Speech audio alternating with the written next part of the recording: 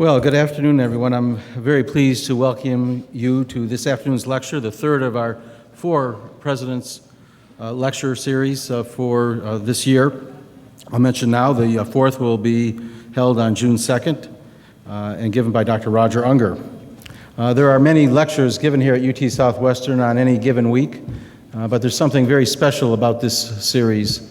An opportunity for the broad community of UT Southwestern to hear about the wonderful things going on this campus directly from our outstanding faculty or others who are playing key roles here at UT Southwestern.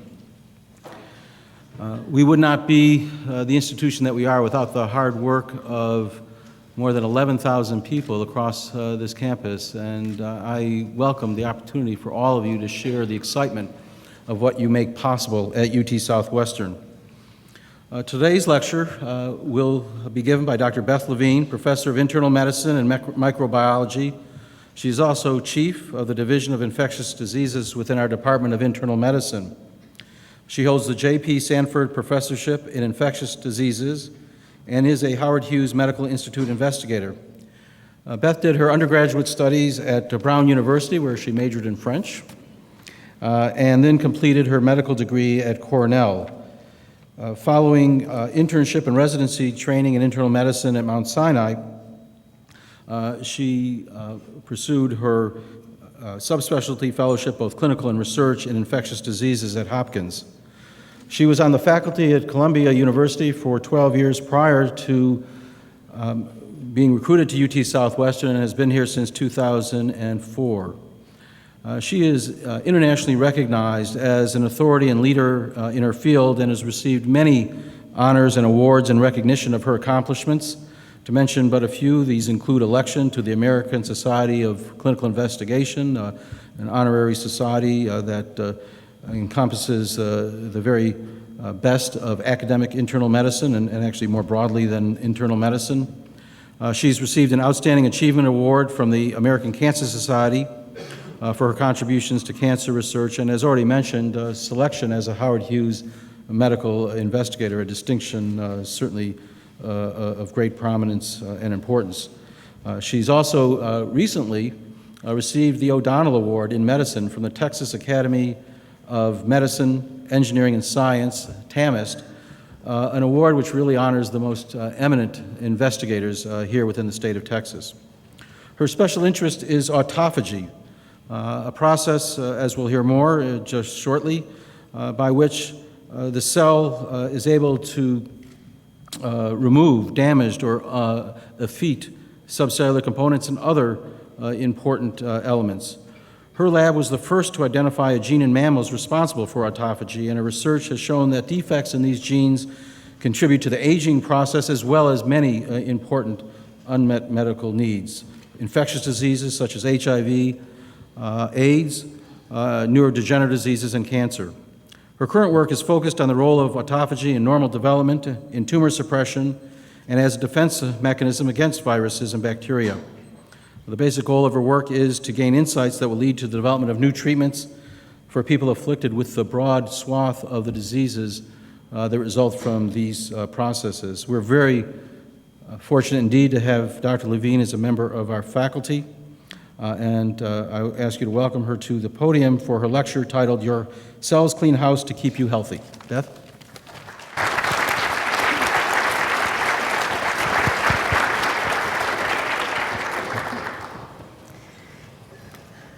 I'd like to thank Dr. Podolsky for that very kind introduction, and especially thank him for giving me the opportunity to be here today to tell you a little bit about our research. So as Dr. Podolsky said, I began my career as an infectious diseases physician who was studying something called viral pathogenesis, which is a study of how viruses cause disease. And what I want to do today is take you through the scientific journey that has led us to be able to make discoveries not only about infectious diseases, but also a wide variety of other areas of medicine, such as cancer and neurodegenerative disorders and aging, and most recently, even diabetes. And so the story that I will tell you today focuses on something that your cells do, that almost every cell in your body is doing almost every minute that you're alive, which is cleaning house to keep you healthy. And this is a process that we call autophagy in scientific terms. And in order to understand why, so first what I'm going to do is try to give you a general conceptual overview to explain why autophagy is important, so important to keep you healthy. And then I'll go through some of the scientific discoveries that our laboratory has made, which help form the basis for some of these concepts. So to understand why cellular housekeeping is important, I thought it would be good to begin with a cartoon, and this was drawn by Elizabeth Summer, a student in the UT Southwestern Biomedical Illustration Program, of what a city would look like if the sanitation department went on strike. So garbage would accumulate everywhere, the buildings would become dilapidated, and grass and flowers couldn't grow, and the people would be pretty unhappy. But if the sanitation department ended their strike, and now the garbage truck comes along and removes the trash, then the city is much cleaner, the grass and flowers can grow again, and the people are happy, and the city is in much better shape. So this trash removal function is what autophagy does to keep your cells and to keep you healthy and hopefully happy. So all animal cells are divided into different parts that we call organelles, such as the nucleus, which contains your DNA, mitochondria, that are the powerhouses of the cell that make energy, and other structures such as the endoplasmic reticulum and ribosomes that make your proteins. And there are many other organelles that are not illustrated here. And during the daily life of a cell, a small proportion of these organelles become damaged. And for simplicity's sake, I'm just going to show here a damaged mitochondrion. And this is because cells are constantly exposed to different kinds of stress. Too much or too little oxygen, alterations in temperature, toxins in your environment, or medications that we take, alcohol that we consume, some of us may consume. No, I haven't drunk since I've been pregnant, so had a drink since I've been pregnant. So anyway, and other factors. So fortunately, the process of autophagy, which I've illustrated here as a vacuum cleaner, because that's essentially what autophagy does. It soaks up the dirt inside your cell, can remove these damaged organelles. But if autophagy becomes defective, and the bad news is that this happens in all of us gradually as we age, and it also happens in patients with different diseases, then gradually these damaged organelles will build up over time, and in turn they will make toxic substances, such as reactive oxygen species, that in turn do further damage to the cell and can even do damage to our chromosomal DNA. And so this cycle where you have a defective elimination of damaged organelles promotes further damage and can promote chromosomal damage. And then this can increase our risk of developing cancer. And this chain of events is actually central to the process of aging. So in addition to removing defective organelles, autophagy can also remove different infectious agents, such as viruses and bacteria that invade inside the cell. And if autophagy is functional, that will decrease the amount of virus or bacteria inside the cell. But if autophagy is defective, which I already told you happens as we age, and in the case of infectious diseases, the viruses and bacteria are really smart, and they know that the autophagy wants to suck them up, and they have evolved a variety of different strategies to successfully fight back. So if this happens, then the viruses can increase their intracellular proliferation, as can bacteria, leading to increased severity of infectious diseases. A similar situation is true in neurons when you have expression of mutant proteins that can misfold and form these structures that we refer to, these clusters that we refer to as protein aggregates, such as mutant proteins that are associated with different types of human forms of dementia or neurodegenerative diseases, such as Huntington's disease, Parkinson's disease, and Alzheimer's disease. Now, these proteins can be, misfolded proteins and protein aggregates can be removed by autophagy, but if autophagy is defective, then you'll have an increased intracellular accumulation of the misfolded proteins and protein aggregates, which will lead to the progression of neurodegenerative diseases. So this is a silent cartoon which illustrates how the process of autophagy removes the unwanted contents inside the cell. So I told you that autophagy can remove mitochondria, ribosomes, endoplasmic reticulum. It can remove these aggregate-prone proteins that can be toxic to the cell and cause neurodegenerative disease, and remove viruses and intracellular bacteria. And cells form these membranes that we refer to as isolation membranes around the structures that are targeted for degradation. And then the edges of this fuse to form a sphere that contains the contents that are destined for destruction inside. And then the autophagosome fuses with another organelle that we call a lysosome that contains these degradative enzymes that can then digest or cause a degradation of the contents that have been captured by the autophagosome. And then the degraded material is released inside the interior of the cell and can be recycled by the cell to make new proteins, to make new organelles, and to provide the building blocks for the mitochondria to generate energy. So basically, you can think of autophagy as having two major biological functions. One is a garbage disposal mechanism that gets rid of all of the bad things that you don't want inside the cell. And the second is this as a recycling function. We're going to focus mostly today on the garbage disposal mechanism because that's most relevant to the diseases that we study. But the recycling mechanism is also important for keeping cells alive during periods when they're deprived of food or oxygen, and is important if you have cardiac or cerebral ischemia, an inadequate blood supply to your heart or brain. What autophagy does is enables you to break down the non-essential components in the cell and then use those amino acids to make proteins that are essential to keep your cells alive.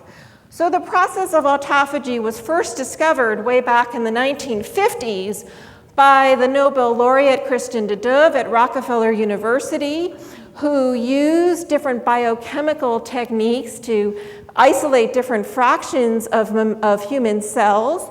And he discovered an acid-rich fraction that he called the lysosome, that I already told you is a part of the cell that is specialized in degradation. And he worked together with a group of electron microscopists at Albert Einstein College of Medicine and realized that the lysosome not only degraded things that came to the cell from the outside, but also degraded the interior contents of the cell. And he coined the term autophagy, derived from the Greek, meaning to eat oneself, to describe this process. And although autophagy was discovered back in the 1950s, as you can see from the number of autophagy-related publications per year, there was very little scientific interest or medical interest in this process. Physicians and scientists knew it existed. They could see it in cells if they looked under a really high-power microscope. But they had no way of knowing what it was doing. There were no tools to study its function. And so the field was revolutionized in the early 1990s when Yoshinori Osumi in Japan and Michael Toom in Germany discovered a set of genes in a single-cell animal called Saccharomyces cerevisiae, which is known to non-scientists as baker's yeast. And they found genes that were required for the formation of the autophagosome. And that was a major breakthrough because it permitted us to understand how the autophagosome was formed. And it also permitted people to use an approach called reverse genetics, where you deleted the genes required for the formation of the autophagosome to discover its function. And so there were studies done in yeast which deleted the autophagy genes that demonstrated that autophagy is indeed essential for survival of cells during starvation, which is true throughout evolution, true in human cells as well. But there are limitations to yeast. These are just single-cell animals, and so they're not a very good model for studying the role of autophagy in the physiology of multicellular animals, and they're not a very good model for studying the role of autophagy in too many human diseases. So in 1999, our laboratory, as Dr. Podolsky mentioned, identified the first mammalian autophagy gene. And this was a completely serendipitous discovery that we just happened to fall into because we had an instinct or a hunch that something we had found might be novel and important.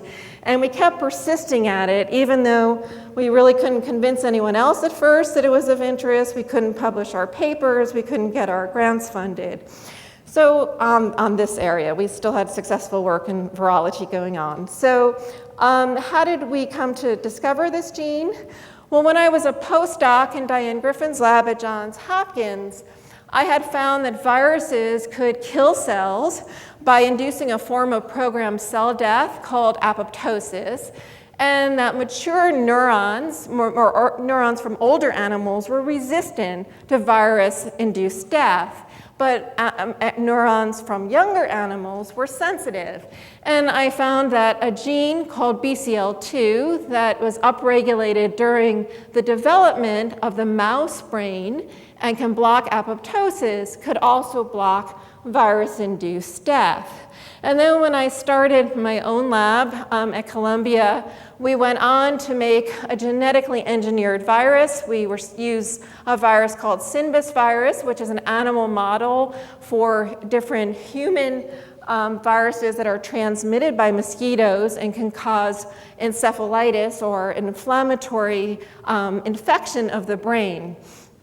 And we showed that overexpression of BCL2 in neurons that are infected in mice could protect them against lethal encephalitis. So we wanted to better understand how BCL2 was working in the brain. And so we did a technique which is called a yeast-2 hybrid screen, and I'm not going to explain the methodology, but basically this is a way of taking a known protein of interest and then screening a library containing thousands of genes to identify proteins encoded by that gene that may interact with the known protein of interest.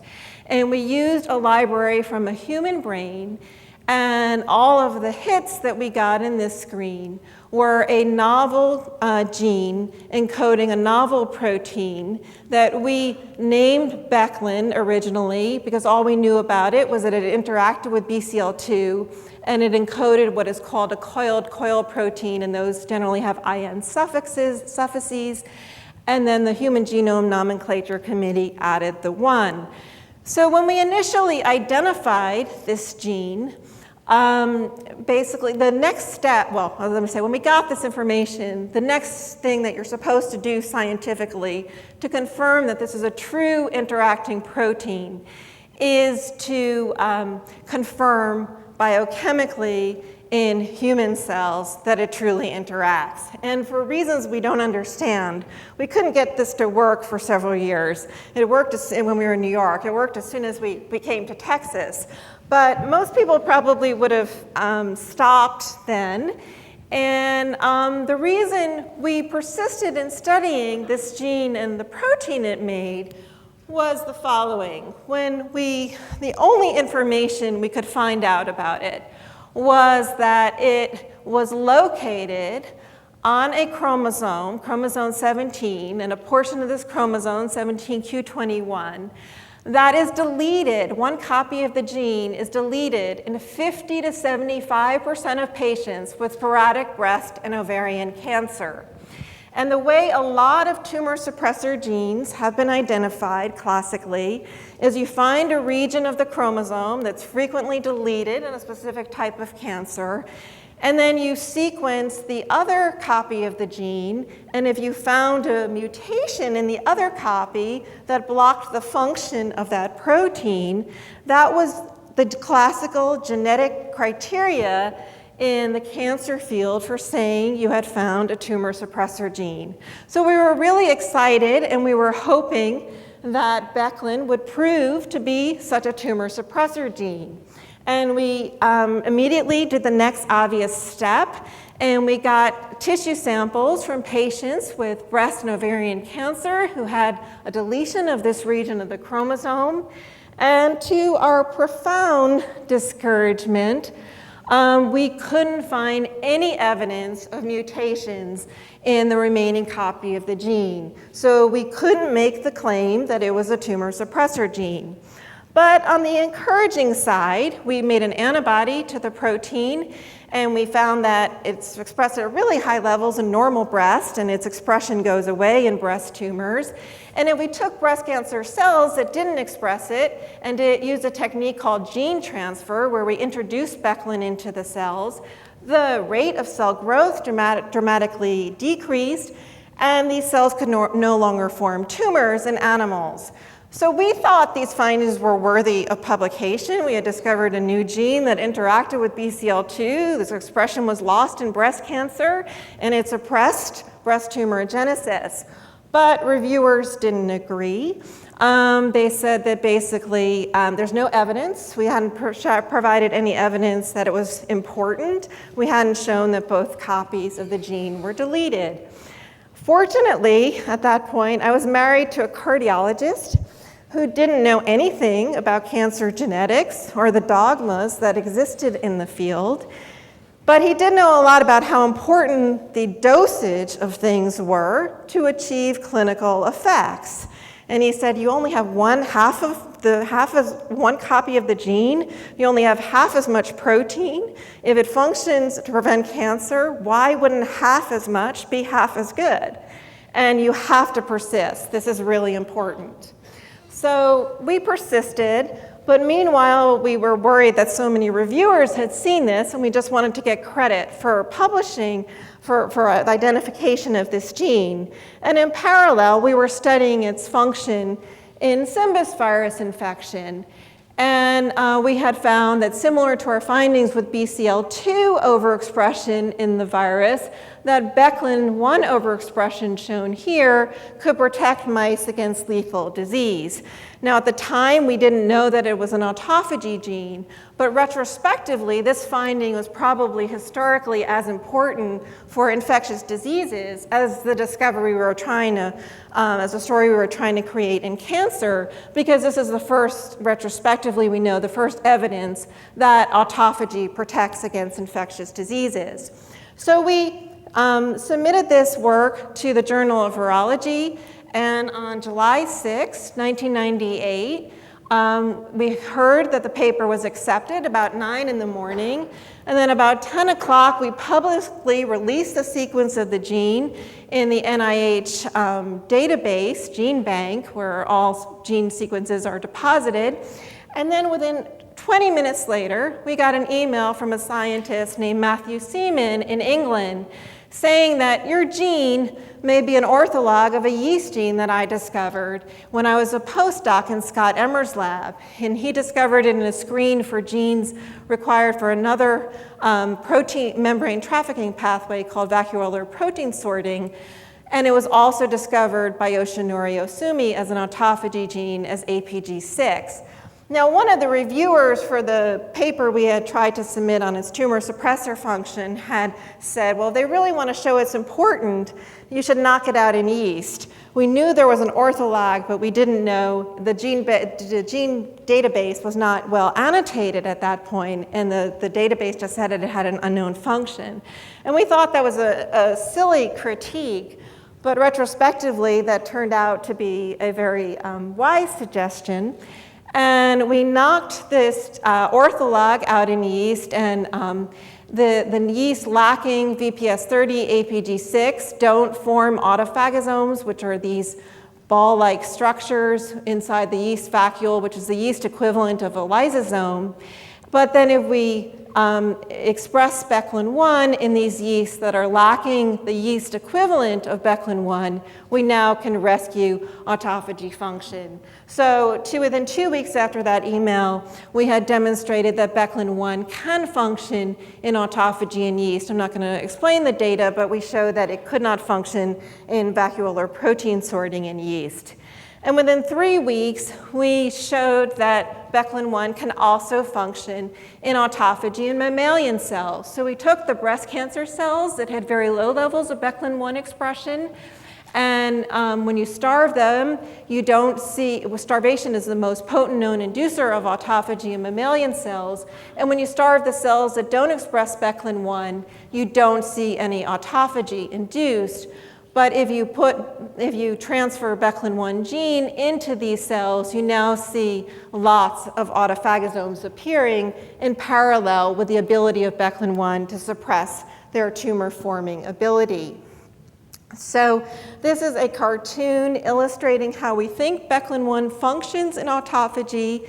It's part of what we call a lipid kinase complex that binds to a lipid kinase VPS34 that alters phospholipids in the membrane where autophagosomes originate. And then this leads to the curvature of the membrane around the structures that are destined for degradation.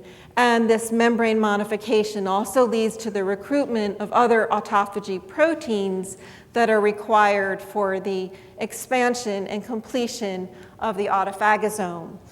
So within a year or so after receiving that email from Matthew Seaman and a lot of back and forth with reviewers and editor at Nature, we were finally able to publish our finding of Beclin-1 as the first known mammalian autophagy gene and show that it could inhibit tumorigenesis and its expression was decreased in human breast cancer.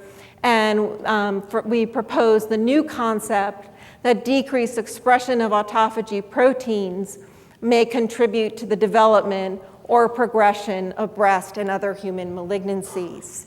So we then went on, while this paper was in review, cancer genetics started to change a little bit. And people started to realize that that deletion of one copy of a tumor suppressor gene could be sufficient to confer a risk of to promote tumorigenesis. So these two papers appeared in 1998, establishing the principle that you could just have deletion of one copy of a tumor suppressor gene, and that could be sufficient to confer a risk of cancer.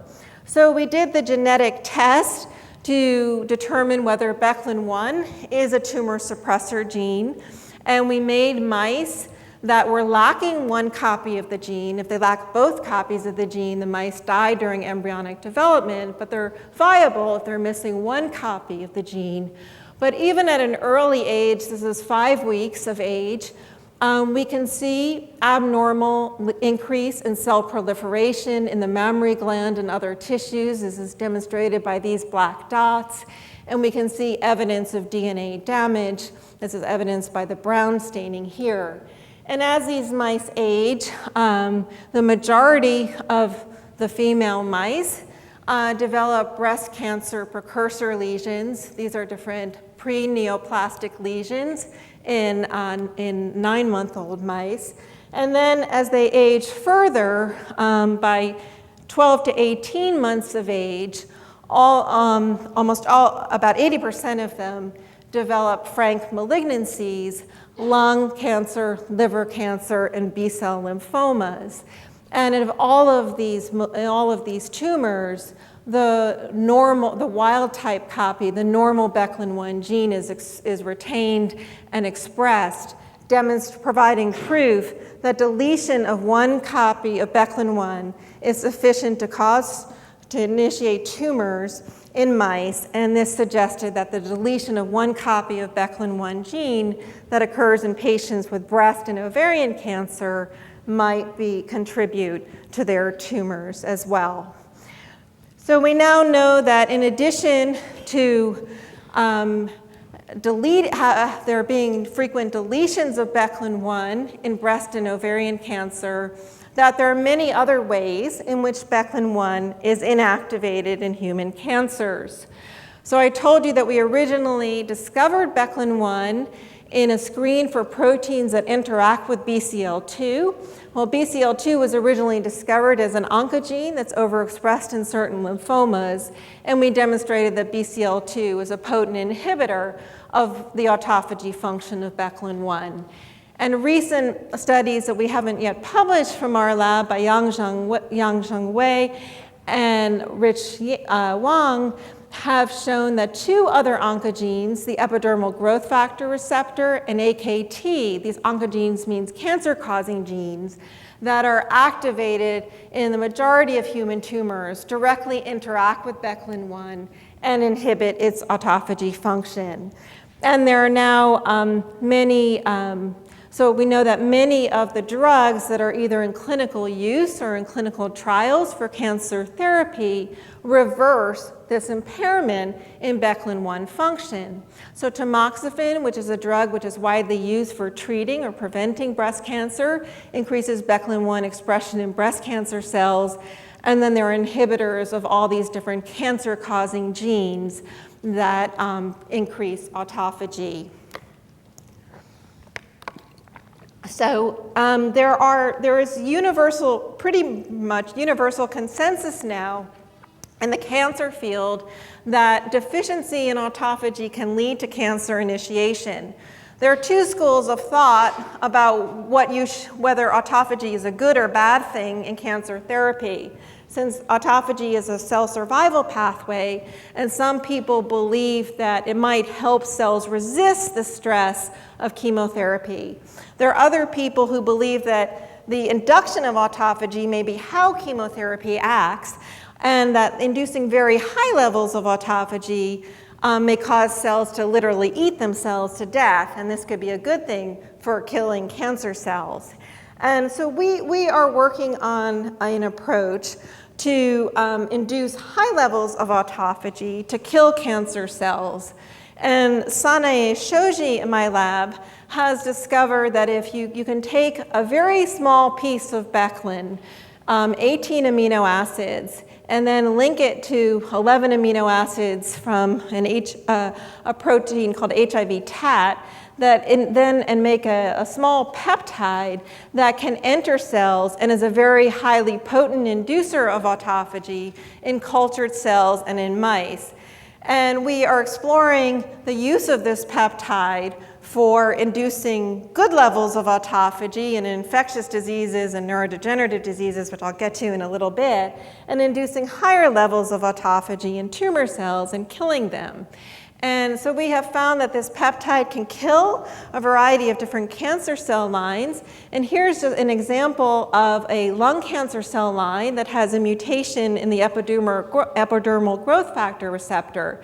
And patients with these kinds of tumors are treated with an EGFR receptor inhibitor called Tarceva, which induces autophagy and suppresses tumor cell growth.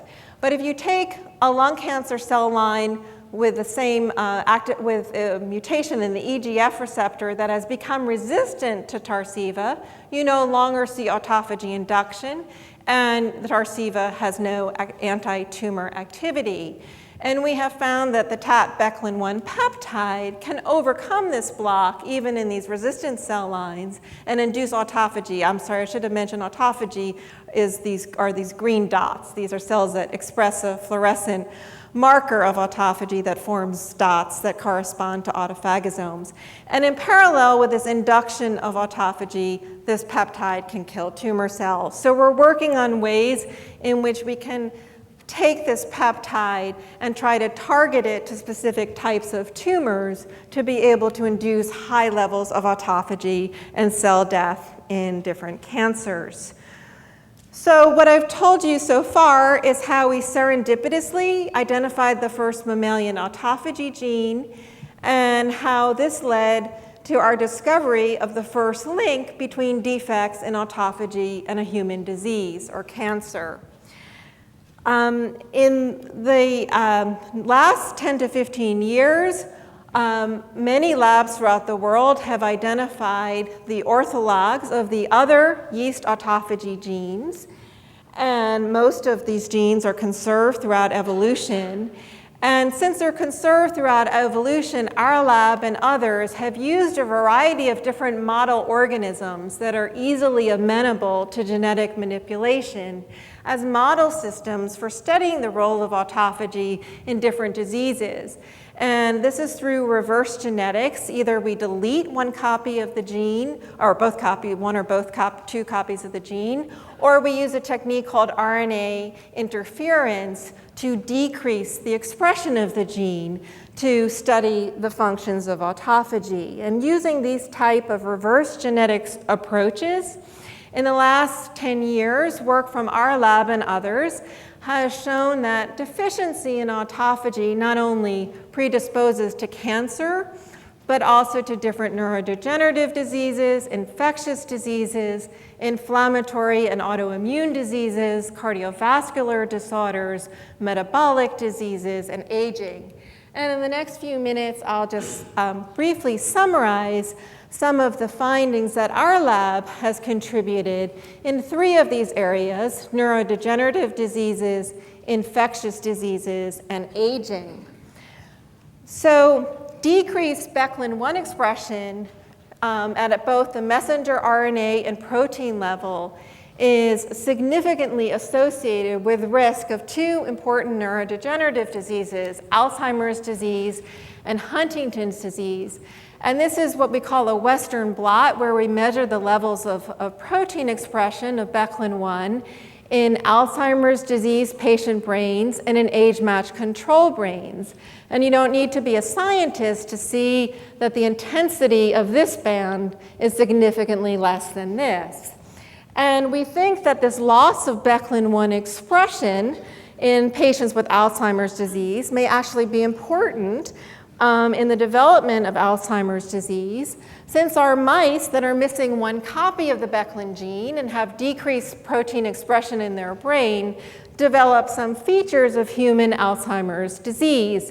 They have degeneration of their neurons, as evidenced by the decrease in the brown staining here, and increased accumulation of a protein that plays a role in the pathogenesis of Alzheimer's disease, beta amyloid. So I told you that decreased Beclin expression is also a risk factor for Huntington's disease. That's work done by another group. And we wanted to look directly at whether the autophagy pathway could degrade Huntington's protein and block disease caused by human Huntington's protein. And for this, we used the roundworm, because this is an easy organism where you can visualize all the cells. And we use worms that expressed a fluorescent human Huntington protein, either in their neurons or in their muscle. And we use the technique I mentioned called RNA interference to decrease the expression of Beclin-1 and other autophagy genes. And we found that in both of these models, there was an increased accumulation of Huntington aggregates, and there was accelerated neurodegeneration or accelerated motor disease.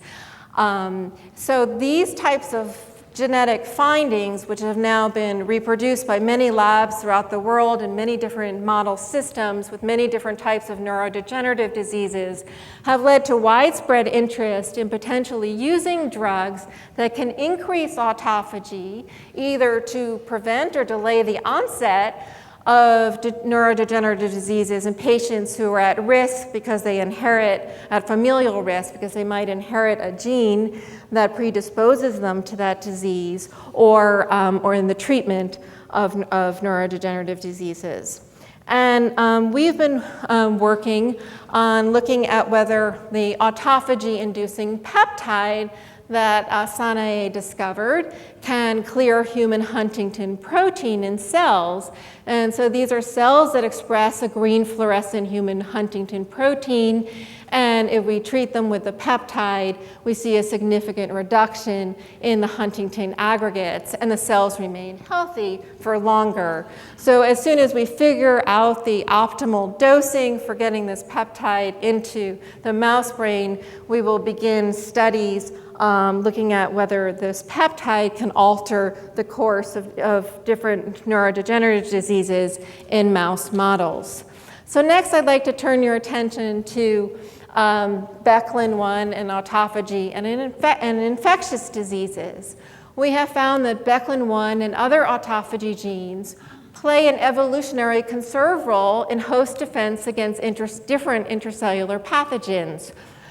So in collaboration with Dinesh Kumar, formerly at Yale, we knocked down expression of Beclin-1 and other autophagy genes in plants and found that they were much more susceptible to tobacco mosaic virus infection, which is a major cause of global agricultural crop loss. They're also more susceptible to different bacterial and fungal infections.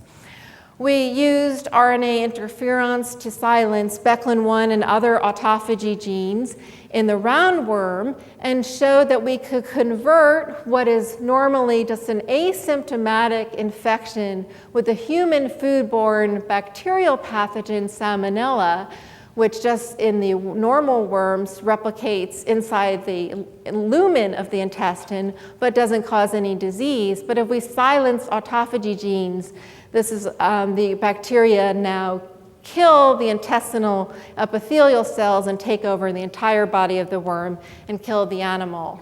And I mentioned at the beginning of this talk that if we overexpress Beclin in neurons, we could protect mice against lethal viral encephalitis. And more recently, Anthony Orvidal, a former MD PhD student in my lab, used several different approaches to inactivate another autophagy gene, ATG5, in neurons and showed that we got worse disease. Now, viruses are really smart, and they have evolved a lot of strategies to block host autophagy. And so many viral infections that cause important human diseases block autophagy. We, several years ago, discovered that an important antiviral signaling pathway is required to turn autophagy on in response to viral infection, and all of these different medically important viruses have strategies to block this signaling pathway. We also showed that different types of herpes viruses, the kind that are associated with cancer, as well as herpes simplex virus, which is the most devastating cause of encephalitis with a 30% mortality, encode proteins that can interact and block Beclin-1 function. And other groups have shown that HIV and influenza also make proteins that interact with that target Beclin-1. And in the case of herpes simplex virus, we have shown that the ability of this virus to make a protein that targets Beclin-1 is absolutely essential for it to cause neurologic disease. So we think that another strategy potentially to exploit in the future for treating viral infections is not simply just to inhibit their replication, but to block their strategies that they have to inhibit autophagy. So therefore, autophagy can then effectively control the virus. And Ray Sumter in my lab is beginning to make some headway in this approach for treating herpes simplex encephalitis. So though viruses and intracellular bacteria are not perfect at inhibiting autophagy, and not all pathogens can inhibit autophagy. So we think another strategy to treat infectious diseases is to just induce very high levels of autophagy in infected cells. And so we are now testing the autophagy-inducing Beclin-1 peptide that Sanae discovered for treating certain infectious diseases. And we have shown in vitro activity against several different viruses and in collaboration with Tawanda Gumbo here in the Division of Infectious Diseases at UT Southwestern, have shown in vitro activity against tuberculosis. And we've shown some in vivo activity in a mouse model of chikungunya virus. This is an important emerging pathogen throughout Asia, and there have been outbreaks in Europe, and there is no treatment for this virus. It replicates predominantly in muscle, and we show that the peptide can significantly decrease muscle titers and delay animal mortality. So what I've told you so far is that we think autophagy can protect against cancer, neurodegenerative diseases, infectious diseases, and infectious diseases. And I've also mentioned at the beginning that autophagy function decreases with aging. So we wondered whether this decrease that occurs with aging might actually be important in the aging process and in susceptibility to age-related diseases, and whether increased autophagy might extend lifespan. And so it is known that there are two stimuli, caloric restriction and mutations in an insulin-like signaling pathway, that can extend lifespan in flies, worms, mice, and even humans. And both of these stimuli are potent inducers of autophagy. And as I mentioned at the beginning of the talk, autophagy is important in ridding cells of damaged organelles that we think can promote aging. So we asked whether in long-lived mutant worms that are either caloric restricted or have a mutation in this pathway, whether there's increased autophagy, and whether this increased autophagy is responsible for their long lifespans. And we found that indeed, long-lived mutants have increased autophagy, and if we used RNA interferons to silence autophagy genes, we could block their longevity phenotype. And these are the original data showing that Beclin-1 RNAi blocks the long-lived phenotype of worms with a mutation in the insulin-like signaling pathway. And these are data showing that Beclin-1 RNAi blocks the long-lived lifespan of worms that are calorically restricted. So does autophagy extend lifespan in humans? Well, I don't know the answer to that question, but I think it's interesting to note that most major religions and civilizations throughout history have advocated fasting for health and longevity benefits. And in fact, at least according to internet sources, there is an Egyptian pyramid inscription from 3800 BC, which says that humans live on 1/4 of what they eat, and on the other 3/4 lives their doctors.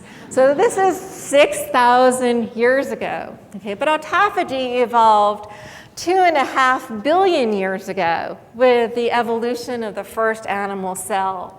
So I think that human cultures have evolved without even knowing it, ways incorporated into their culture, ways to induce autophagy because of its beneficial health effects. And in fact, 3 of the founding fathers of Western medicine, Hippocrates, Galen, and Paracelsus, all prescribed intermittent fasting to promote health and long lives for their patients. And they all practice what they preach. Now, Paracelsus had a lot of enemies, and he was assassinated by his enemies at the age of 48. But Hippocrates and Galen each lived to be about 90 in an era of history when the mean life expectancy was only in the 20s. So this is not exactly a controlled clinical trial, but it does suggest that they might have been doing something right. So for those of you who are sitting in the audience and saying, I don't want to hear that I have to calorically restrict to be healthy and live longer, is there anything else that you can do? Well, recently we asked the question, what about exercise? So it's known that exercise protects against a lot of different diseases, and these overlap with a lot of the different diseases that autophagy protects against. So recently, we've asked whether exercise might induce autophagy and whether autophagy induction might be responsible for some of the beneficial health effects of exercise. And so Sang-Sung Ho in my lab has looked at this. We used mice that express a transgene of this green fluorescent autophagy marker protein. And so it forms dots when that label autophagosomes. And we ran the mice on the treadmill, and then we quantitated the number of autophagosomes in their tissues at different time points after exercise. And as you can see here, we see a very potent induction of autophagy with exercise in skeletal muscle. We also see it in the heart, liver, pancreas, and adipose tissue of these mice. And so we asked whether this induction of autophagy is important. And we used mice that don't have time to explain the details of this mutation, but basically these are mutant mice that have normal baseline levels of autophagy, but can upregulate autophagy in response to different stimuli. And we found that these mutant mice that have a knock-in mutation in the BCL2 gene that prevents increases in autophagy don't increase autophagy in response to exercise, and they have a significant decrease in exercise endurance. And this is just an example. So this is a mutant mouse that can't induce autophagy, and that's the normal mouse. And this is early on, and they're both doing about the same. But this is 90 minutes after exercise initiation, and you can see that the mutant mouse that can't induce autophagy is getting pretty tired.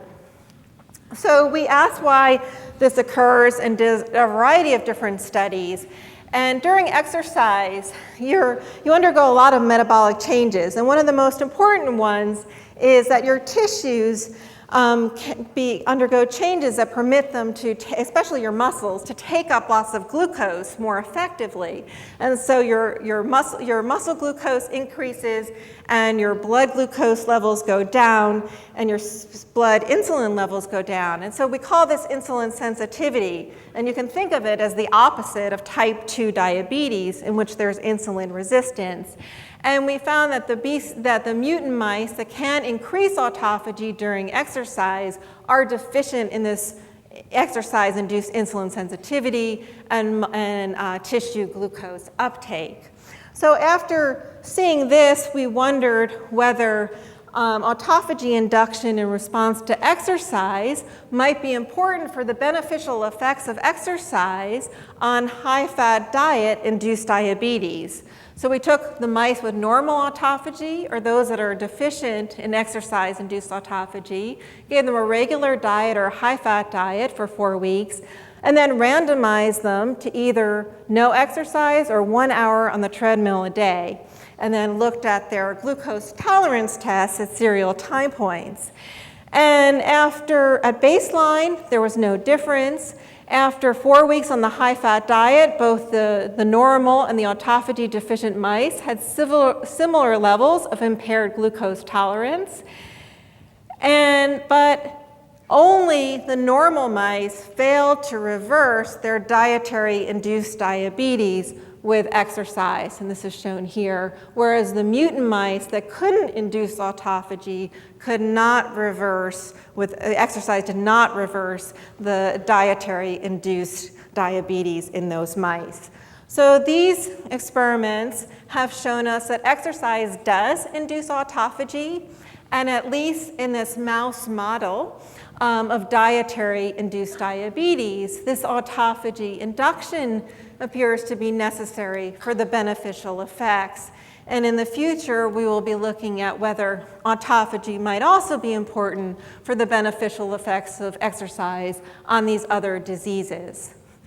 So in closing, what I've tried to tell you today is how we happen to stumble on a small but very important part of this vacuum cleaner that can clean up all of these bad things inside your cell, and how we've been able to use this discovery to be able to uncover the role of the autophagy or the cellular housekeeping process in protection against cancer, neurodegenerative diseases, infectious diseases, aging, and perhaps diabetes. So I think in the next decade, you're going to see a lot of new interventions coming out designed to increase autophagy, to help prevent or treat some of these diseases. And meanwhile, I think that a more simple prescription is just to eat less and exercise more. We've known for thousands of years that eating less is good, and for a long time that exercising is good. But the precise reasons why it's good haven't been completely clear. And we would propose that the induction of autophagy, which helps your cells clean house to keep you healthy, might be part of the explanation. So there are a lot of people that I want to thank.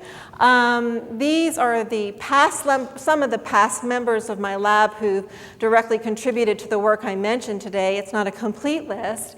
These are the present members of my lab, and I've tried to mention people's names as I went along, but I'll just point out the people who did the work that I presented today. Yang Wei and Rich Wang have worked on cancer signaling, and Beck Lin, Ray Sumter, autophagy and viruses. Sang-Sung He did the studies on exercise, and Sanae has discovered the autophagy-inducing Becklin peptide. So I don't have a huge laboratory compared to many other scientists, but I've been able to be productive because I've been fortunate to always have a really talented and great group of people working in my lab.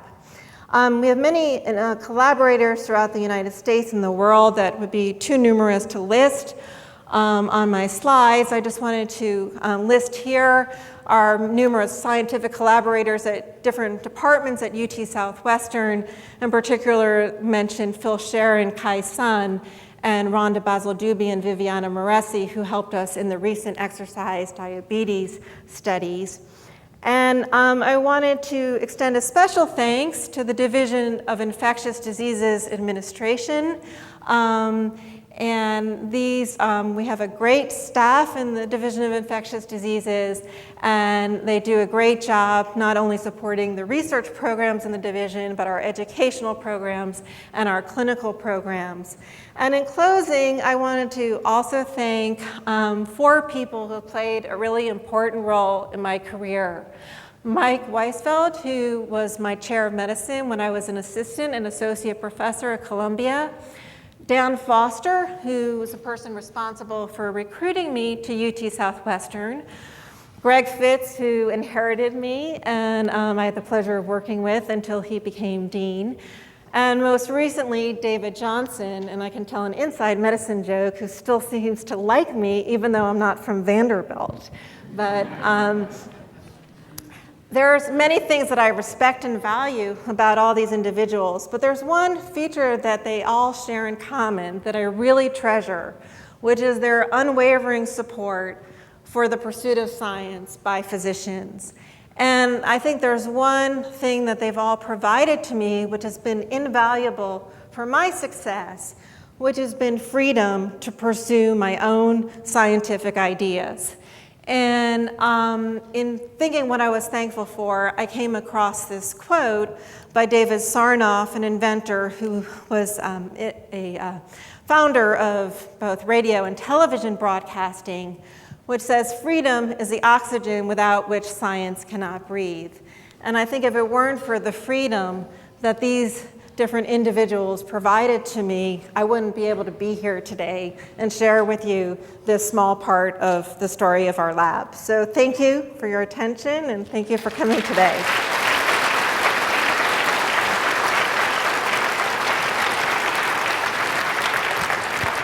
Can you take some questions? Sure. Thanks, Beth, for a really great president's lecture. We'll take time for a few questions, but before we do, I want to invite everybody here to join Beth at a reception on the first floor in the McDermott dining area. So with that, we have time for just a few questions.